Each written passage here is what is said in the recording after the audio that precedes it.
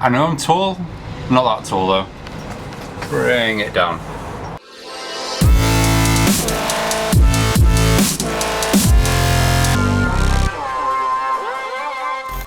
And we're back on the CX500 today. Today's video wasn't going to be a separate video, I was going to fill it in with other bits as well, but I thought seeing as I've come to this point where I need to think about what I need to do next, I thought I might as well include it as a separate video, as a video of its own.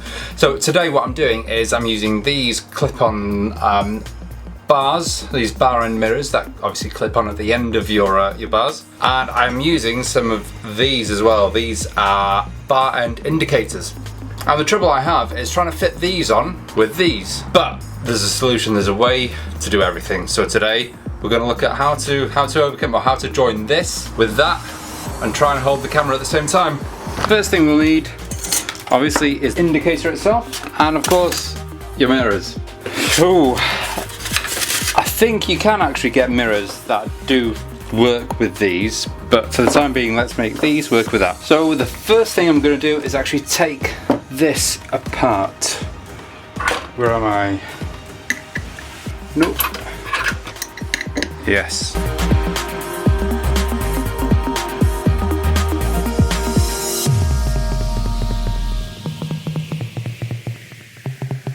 Stand up those three pieces, take that out, we probably don't need that. Unscrew the end here. We won't need that either. And take this rubber bit off, we won't need that. So we are left with this. Now, this is going to slide onto there, but I first need to know exactly what size that is. Wow, 12mm. Really? Okay.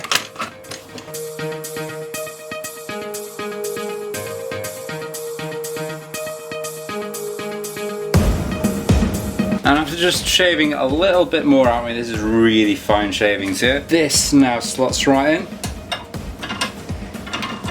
Where are we? All the way. Happy day. And so for the next bit, if I turn that round, what we are left with is space to put these. Well, these are going to be too long. Obviously they're going to be too long now. So I'll need to cut these down as well.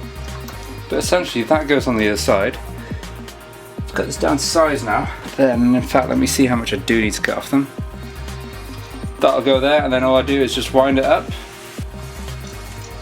Job's done. So let's cut these down to size.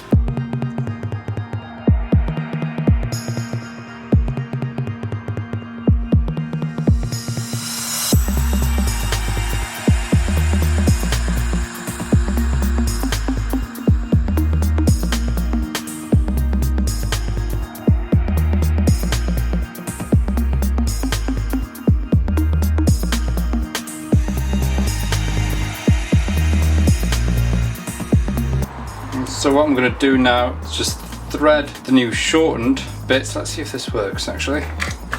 Thread this through here, and also the end, or the screw end. So this, as you tighten it, is going to push it out and hopefully stick it into place. Let's just push down there. And there we go, that is your new bar end mirror with, which way will that go? Right. So the other thing I've got to decide is whether I actually mount it like that with the mirror pointing down, or whether I can mount it with the mirror pointing up but a direction which isn't going to butt into that. Is that going to, no, because you're going to see it from the front anyway. That's what you want to see. That's what you want people to see anyway. Let's try it like that first, and if we need to, we just flip it upside down. And there you go. Because we're fitting on here now, this rubber end here is kind of getting on the way, so let's just cut that off now.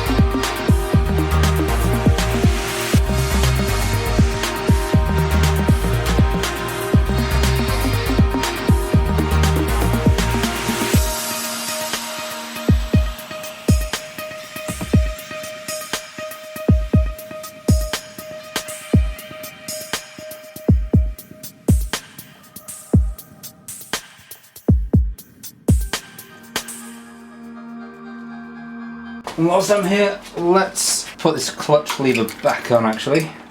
Otherwise I know it's going to be off for another week if I don't do it now.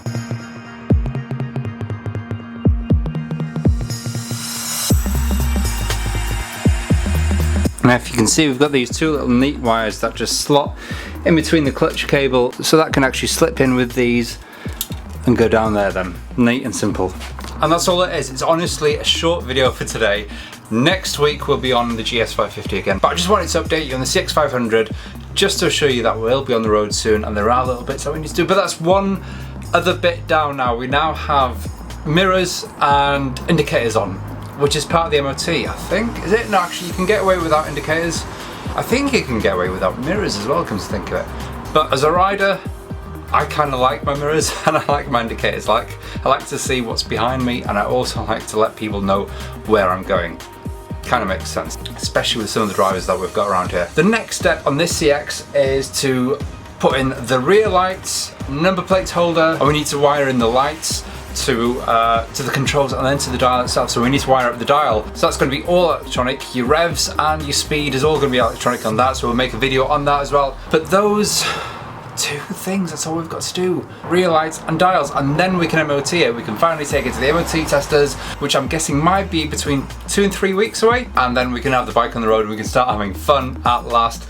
Same with the GS. Oh, actually, no, the regulator rectifier, we're waiting for those. Hopefully they'll be here in the next 2-3 weeks. I'm getting them all shipped here at once, saves on delivery, so it'll all come together. We can get it MOT'd, then we can start having fun. Same with the GS. So next week's video will be properly installing the silencers on the GS550, and we'll be exhaust strapping it as well in some cream exhaust strap. So we've got all that to come, and also we'll be taking the engine for the CV750, which is down there, to be done hopefully tomorrow. If I've got time, I'll take it tomorrow, and that'll be on your screens as well in the next coming weeks. So much going on. I need to get these bikes done for the summer. I need to get some summer riding at last whilst the weather's like this. So if you like what you see, subscribe, follow me on Instagram, support this channel by visiting featherboltindustries.com and seeing if there's any merchandise you like there. I've got some really cool blood, sweat and oil tees coming out, and also some caps as well, blood, sweat and oil caps for sale there. Whatever you buy there, you'll be supporting this channel, so it's really greatly appreciated. So until next week, safe riding, enjoy your weekend, and I'll see you on Monday.